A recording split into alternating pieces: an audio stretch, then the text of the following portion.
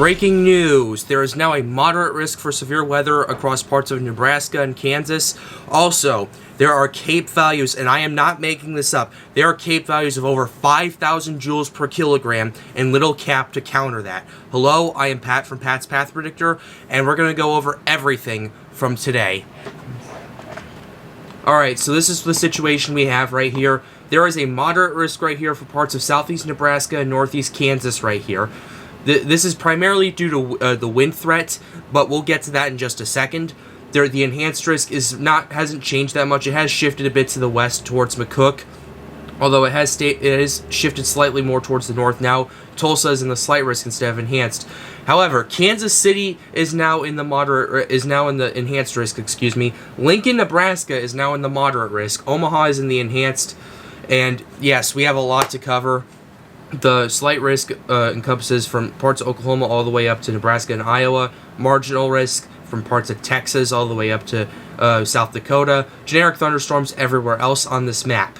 Now, we need to go over every threat because once there's a moderate risk, you need to take this very seriously.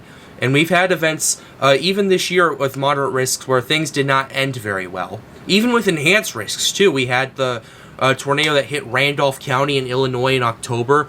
We had the December 10th and 11th tornado outbreak. That was a moderate risk.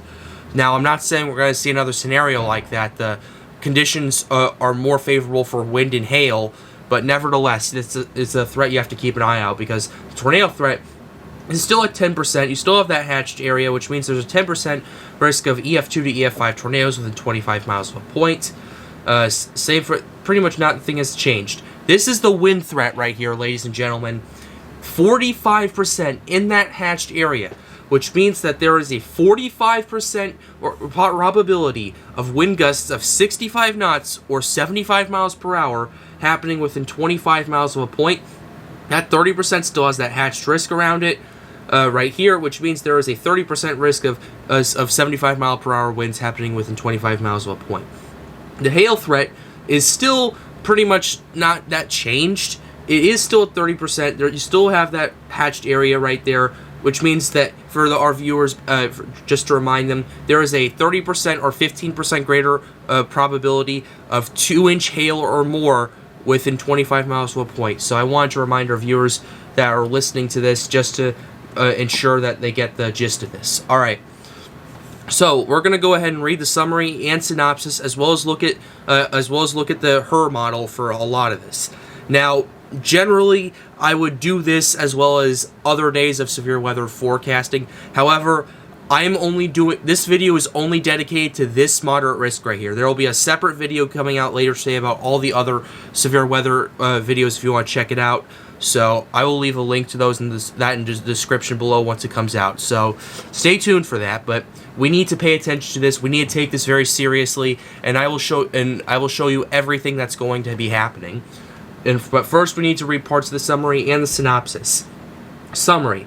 A multi-outcome severe weather episode is forecast this afternoon into tonight across the central Great Plains vicinity. Conditionally, the threat for significant severe weather intensifies is apparent, which includes destructive wind and hail, along with a few strong tornadoes. So, we do not want to see strong tornadoes. If it's hitting a populated area or near one, we do not want to see that. So, I just wanted to make everyone clear about that. So this is the synopsis right here. We're going to go ahead and read the synopsis, and we'll go look at the models after we're done reading this, just to give you some context about what's going on. So here's the synopsis. A negative tilt shortwave trough over the northern central Rockies will eject into the central Great Plains by this evening before evolving into a closed low near the mid-Missouri Valley overnight. A strong mid-level speed max in excess of 70 knots at 500 millibars will eject through the basal portion tonight. Lee cyclone near the Colorado, Kansas, Nebraska border will deepen as it tracks east towards the far north central Kansas through 0Z, which is about 7 p.m. before arsing northeast into the mid-Missouri Valley as it weakens slightly overnight. At 7 p.m., a sharp dry line will arc south-southwest from the cyclone, with a pronounced cold front sweeping southeast across western Nebraska. This cold front will progressively overtake the dry line from north to south through tonight. Central Great Plains vicinity. Central Great Plains vicinity. Everyone needs to take this very seriously. So we're going to go ahead and highlight all of this and as we're going to read it. Multiple forecast scenarios are expected to unfold this afternoon and continue into tonight. Sufficient mesoscale confidence exists to warrant a wind-driven Category 4, which is a moderate risk along the Nebraska-Kansas border, but not enough yet enough to include higher tornado probabilities further south. Two primary corridors of scattered elevated thunderstorms are ongoing. The first across eastern Kansas into the lower Missouri Valley will likely shift east and decay as stout elevated mixed layer expands east-northeastward today. The second across the west-central Nebraska and northwest-northwest of the initially quasi-stationary frontal zone may persist and continue isotonic ascent. Sustained severe thunderstorm development is most likely to occur to the south and east of this corridor of early-day convection near the surface cyclone track and associated frontal zone. Large-scale ascent will become quite strong along the northwest periphery of near 60-degree surface dew points. Deep layer shear profiles will initially be modest and tend to favor a cluster convective mode with a mix of severe hail and wind. In the late afternoon into early evening, this activity should impinge on larger buoyancy, peaking near south-central Nebraska and north-central Kansas border. Which in conjunction with a strengthening low to mid-level flow attendant to the aforementioned shortwave trough, should foster an intensifying and broadening MCS. All severe weather hazards will be possible. Destructive wind gusts may ultimately be the most widespread hazard across the south-central eastern Nebraska and north-central northeast Kansas. That is why they issued the moderate risk right there. For just to explain everything in one simple sentence, the wind threat is high enough for this to warrant a moderate risk for severe weather. So I want to clear that up with everyone. But with that being said, let's continue. This activity should generally weaken east of the mid-Missouri Valley later this evening. Intense surface heating into the 90s west of the dry line should lead to minimal ML sin, which is that's essentially what is keeping back the cape. That's the cap right there. That's essentially the positive surface air that is keeping the cape from exploding. This late afternoon along the dry line. A few discrete supercells are possible across central to south-central Kansas and north-central Oklahoma portion of the dry line where mid-level heights falls will occur. Further south, confidence decreases on sustained supercell development, but conditionally the threat will exist to the Red River. If sustained supercells form, very large hail along with tornadoes will be the primary threats amid 62 to 65 surface dew points. While the corridor of minimal ML sin may be narrow given the strength of the elevated mixed layer relative to the warm sector moisture quality, any established supercells will encounter an intensifying low-level jet this evening. This could support a couple of strong tornadic supercells as well. More probable convective development is anticipated later in the evening as the sweeping cold front overtakes the dry line from north to south. Convective mode will be linear within this regime, but an eastward propagated MCS will be possible, with damaging winds becoming the more common hazard. This activity should tend to weaken overnight as instability diminishes over the Ozark Plateau. So that's what's going on right here. They don't have enough confidence to issue a moderate risk to the south, as there's still some disagreeing models about what's happening there. But they're confident enough to issue a moderate risk in this area right here. And as the updates continue, I will keep an eye out for this and I will update you guys. But now let's go ahead and get to the fun stuff, because this is the HER model, and this is the amount of cape we have right here.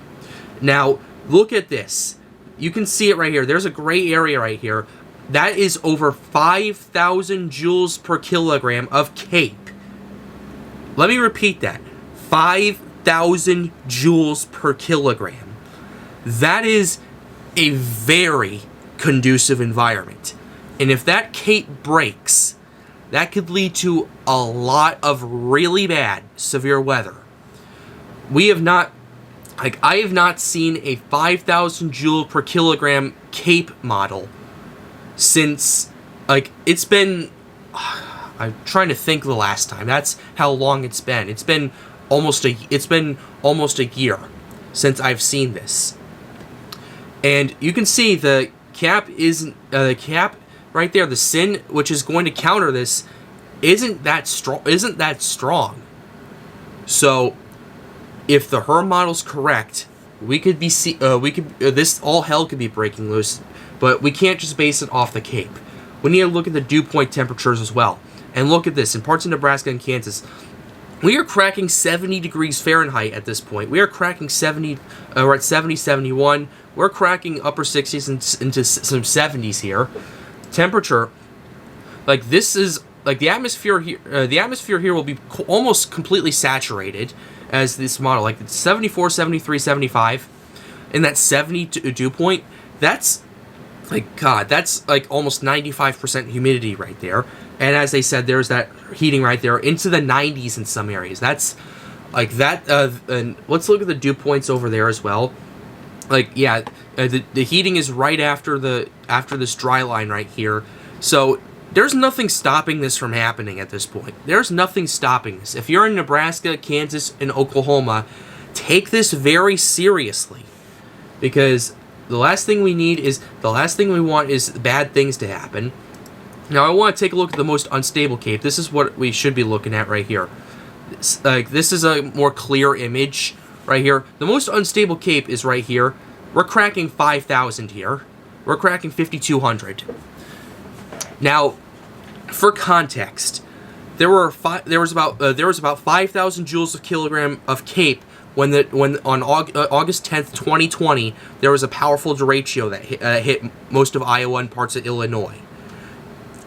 And also for context, there was a similar readings to this on the day of the El Reno tornado.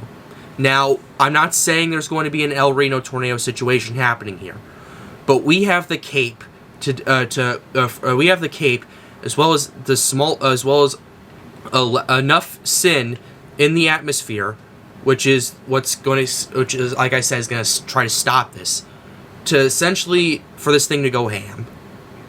And everyone needs to take this very seriously. I am taking this very seriously. I put out a community post earlier today talking about how there is over 5,000 joules per kilogram of Cape being modeled here. Now, just basically, the only thing I can say is that just prepare for the worst. And that's a bit of a dire talk right there, but this is my 2 cents. You should prepare for the worst. And it's what I say, like the things like this is why I put disclaimers on my disclaimers in the description, which means that, like, it basically says that I'm not responsible for the actions that you take with what you're getting from this video. This is my own conjectures. The rest is from official weather sources. But this is in my opinion, you should prepare essentially, like, prepare for the worst for any severe weather event, but especially when we are seeing Cape of 5,000 joules per kilogram. So I know that seems a bit frightening, but I'm looking at this at face value, and it already doesn't look good. But the most important thing you can do is remain calm.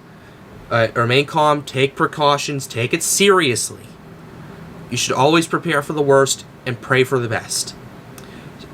And that's essentially, like, when it comes to weather, this kind of stuff is so unpredictable that that's all you can really do is prepare for it. But with that being said, what you just took, take it with a grain of salt, all right? Because there's also always the possibility that this thing can bust. But there's, I would say, an 85% chance that this thing is going to just boom into a bunch of severe weather. Now, with that being said, what I just said, take it with a grain of salt. All right? Thank you. And with that being said, that's going to wrap up this video. Hope you enjoyed it. Be sure to leave a like, subscribe to the channel if you are new, get more people involved in weather. That's the main goal here. With that being said, guys, have a wonderful day. If you're in Nebraska and Kansas, prepare for this thing. And most importantly, stay safe.